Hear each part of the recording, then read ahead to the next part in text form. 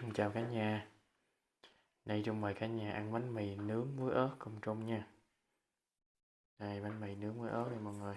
Có một tí mỡ hành ha. Với lại cái này là chả bò.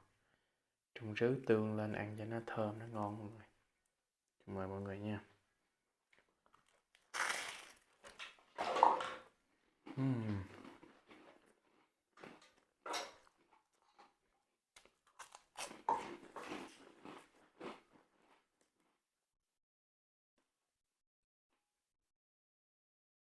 Ngon không mọi người?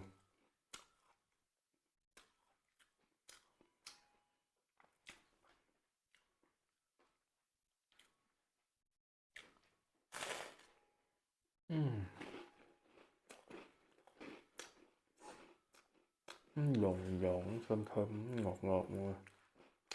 Có tương ớt cay cay nữa, thê thê, ngon.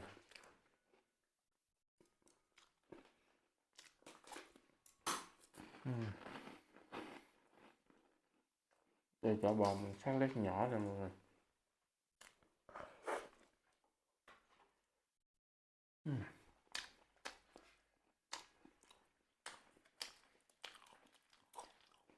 Ngon quá.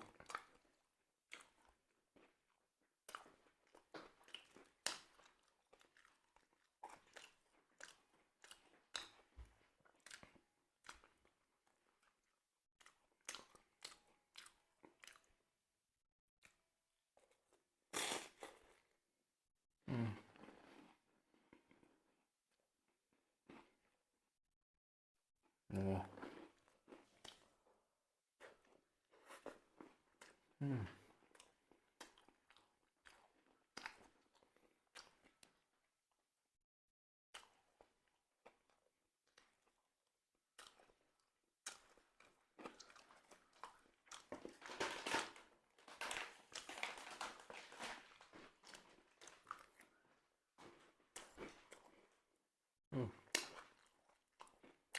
Ngon.